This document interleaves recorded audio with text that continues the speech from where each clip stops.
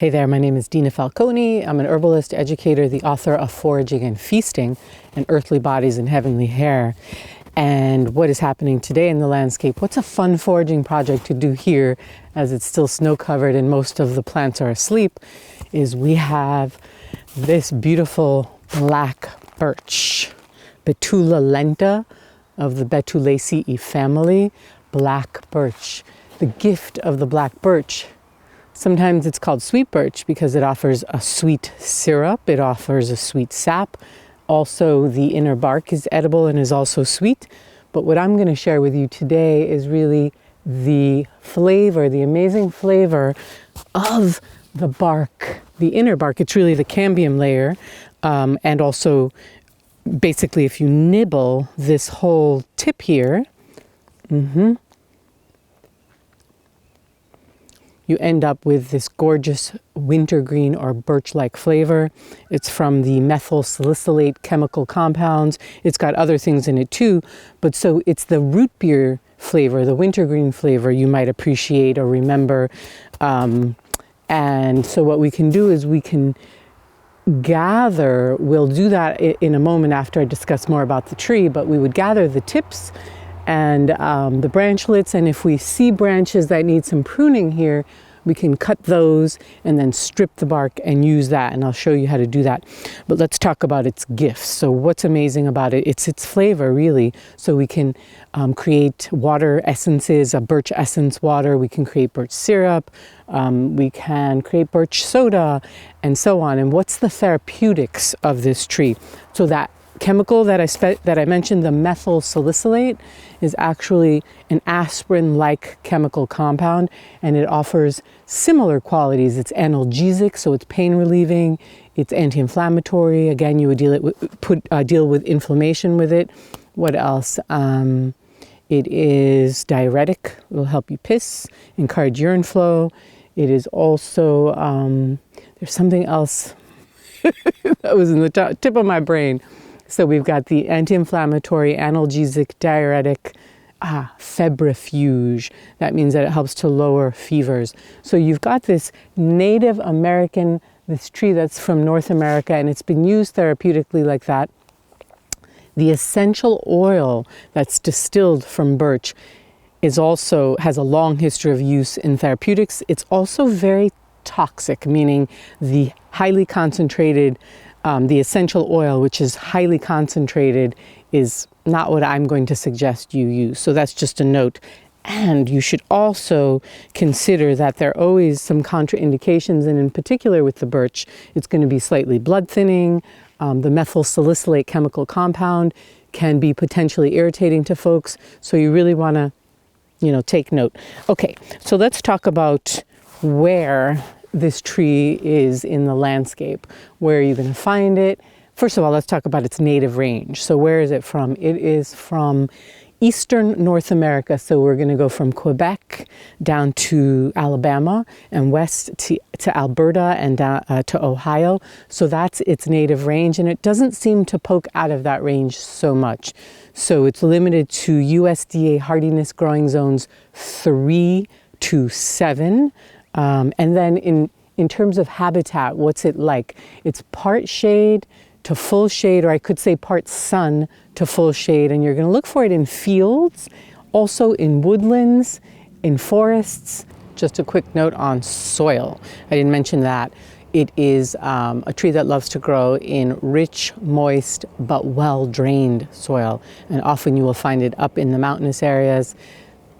Soil comment. So let's just recap quickly what we've got in our midst here. We've got a Native American tree that has the gift of its medicine through its inner bark and also its twigs, and its sap is also used like maple syrup, but it's not as sweet, so you're going to be cooking that down much more. About 100 gallons, 110 gallons of sap to make 1 gallon of birch syrup. Often that syrup was fermented. Again, we're not going to go into that in this lesson, but just as a reference. And just to note that if you do tap the tree, it should be quite a bit bigger than this one.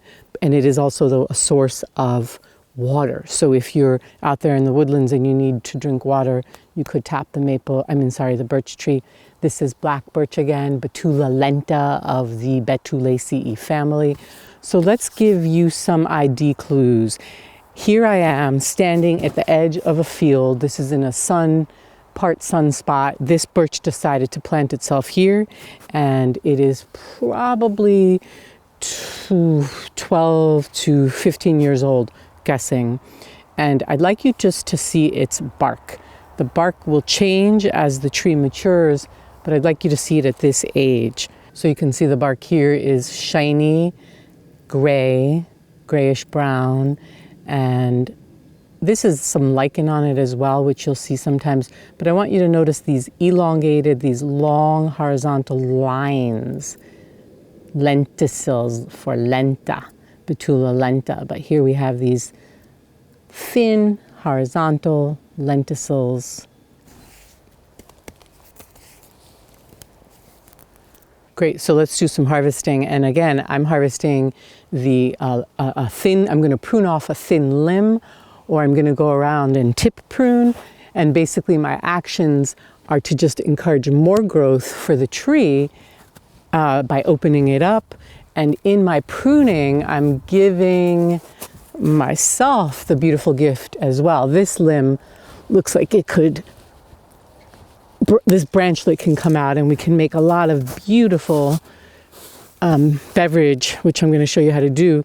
And I will also detail for you how do you know you have Betula lenta regarding twig ID, winter twig ID. So we're going to get deep into that over at the picnic table. For now, though, I'd like to bring you to some more mature black birches so you can see how the bark transforms as it ages. Okay, let's head up to the woodlands, to the forest. I brought you to a Betula lenta grove. There's other trees here mixed, but there's quite a lot of this black birch all in this zone here. And we are at the top of a bit of a hillside that's very rocky, but also moist. So again, that moist, well-drained soil, that's the soil wish of the birch, of the black birch. And I want you to look at this particular specimen here, which is older than the one that we saw down below in the field. And you can see this bark is, birch bark, black birch bark varies quite a bit too, but so you get a sense of different ages and colors. You can see this one is more of a grayish, gray black, and its maturity brings on these cracks. And if you let your eye fall down to the bottom here, you can really see much more rough cracking. And let's move on to a more mature specimen so you can see what I'm talking about when it gets older, what happens. And here we have a more mature black birch, and you can see that the bark is breaking off into these irregular plates. Oops, there it goes. And it peels really easily, so it sort of curls up on the sides. And again, the bark is gray with some perhaps browns and such happening, and maybe even quite dark in certain sections. Yeah, so just have a good look at how the mature bark really starts to break up into these plates and peels off and actually looks a bit like a cherry tree, and hence its other common name, cherry birch, for really the bark that can kind of trick you into thinking you're looking at a cherry. Thanks to this beautiful little mini black birch grove. So those are the trees that we just looked at right behind me. And I'm going to take you down to do some twig ID down at the table, down at the picnic table. So here's the beautiful harvest from the black birch. And I prune this out of the tree that's out in the field. And if you are going to do that, make sure that you're pruning to bring the tree's health into a better place. So you're looking for a limb that is congesting the area, so you're going to let more light and air flow around the tree. But this is what we beautifully harvested. And I want you to be able to look at this birch bark here of this branchlet, so you get a sense of what that looks like. And then we're going to move into what happens when we move out of the branchlet into the twigs. And here there are always these winter catkins. If the tree is mature enough, these are the staminate male flowers that are going to come. And so up close, I also want to give you a little bit of a bud ID. And other things to note as well is that this tree is alternately arranged. So you're going to see twigs that are alternate, branchlets, leaves, everything alternates, the buds. So this is an alternate leaf, bud, twig arrangement. Okay, well, that's a dead, good. All right, so let's move on to some more macro, so you really get a good sense visually of what's going on with this branchlet. Here's an example of a young branch and its bark. So you can see that it's shiny and reddish. Really, it's brown, reddish. That's happening right there. And these are, it's lenticels. These are these little horizontal lenticels. Here we are with a twig. This is the new growth of the tree that we harvested from. So this whole thing is its new growth. It's the twig, and the twig coloring is cool. Sometimes it's more brownish red or purplish can be in there. You can see that in those little white lenticels are still there as well. Of course, they're always there. And this tip has catkins. These are the staminate or male flowers of this dioecious Betula lenta. Not always are you going to see that. Sometimes the twig does not have catkins, but usually you'll find some catkins if the tree is mature enough. And let's also discuss these buds. So again, they alternate, right? We have an alternating pattern on this birch. And these buds are scaled, and those scales overlap. And it's a very pointy bud, huh? You can see that, right? And if you were to put your finger there, boop, it would actually feel sharp. And this is also called divergent, so that the buds diverge from each other. They're not parallel, they're going in different directions. Divergent bud action happening. And so this new growth is also what you might choose to use and not actually pull a big branchlet down. You might just harvest these twigs. Medicine making time, actually beverage making time. And just to remind you though that these twigs are super thin, right? And when I make medicine, actually, I'm stepping back for a moment in ID just to remind you that whenever you are IDing black birch, you want to scrape back that superficial layer of bark into the cambium layer, into that inner bark, and it should have this gorgeous wintergreen birch beer flavor, smell, odor. There it is. Okay, so back to making prep with this. I don't keep the male catkin in there, the male catkin flowers, so I'm going to cut those off, and then all you do is snip little teeny snips of this twig. And that all can be used to brew a tea or make the birch essence water, which we're going to make with you in a moment. So I'm just snipping that. Okay, and you can go into even smaller pieces you can cut. I just did that pretty quickly, but that's the idea. Here is what you're going to use. And again, you're just little teeny cuts, right? Making little fragments from this birch twig. Okay, so let's say you are lucky enough to prune out a branchlet or a branch, and then we peel. So then we peel this, and this is where you need a knife and you scrape. So you're scraping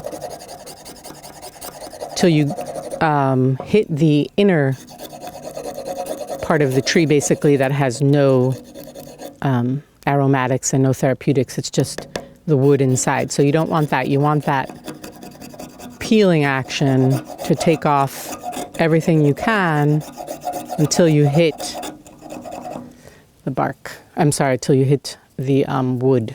So Ooh, that right there is beautiful. Again, I'm just trying to harvest as much of what's fragrant and soft, the soft inner bark, the cambium layer. So all of this here, this goes into a jar. So you just put that in. And the interesting thing about this birch essence water is it's really, how would I put it? You don't need a whole lot of plant material to get a really nicely flavored water.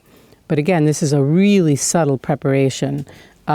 So I've just, I can keep going. And how much do I put in? It's up to me, but you don't need to put in that much to get a really nice effect. So let's say you just shave some in. Maybe I'm going to chop some more of the twig in. And so you're chopping. You can chop as finely as you have patience for. And for what we're making right now, this is the birch essence water. But let's say I was going to make a massage oil, right? I'm going to make an herbal infused oil with this birch. I'm actually going to fill this jar pretty, not tightly, but somewhat loosely with what I'm doing, and then cover it with olive oil to make a birch oil. For today, though, we're just going to be making a birch essence water. So simple and so satisfying. And how we do that, again, is I've just, put, how much did I put in? Maybe a palmful of scrapings and twig choppings into this pint cup, a pint jar. I'm going to fill it with just good fresh water. I didn't even heat this. This is just cold water, and I'm going to cap it and let it sit for at least an hour and 3 or 4 hours, and then you have this wintergreen water. It's pretty amazing. Birch essence water. Now, if you actually boiled the water that I poured in, it was boiling, and you pour it in and then you cap it, and then you would make an infusion. And there's some discussion around whether the methyl salicylates are destroyed with the heat.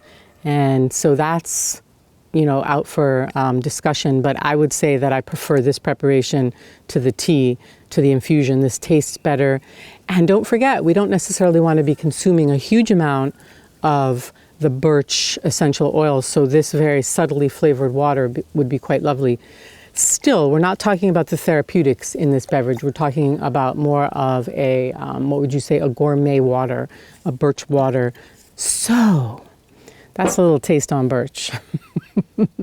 Hoping that it has whet your palate to get to know this tree and to play with it and to learn much more about it. There's always so much more to learn and do with all of the plants that I share with you. So thanks to the Betula Lenta tree. And if you've enjoyed this and you'd like more, check out my online course, Wild Food Health Boosters and Herbal Remedies, at wildfoodhealthboosters.com. See you next time. And here it is. After a few hours. This was made a little while ago and ready to drink. Beautiful birch water. Enjoy.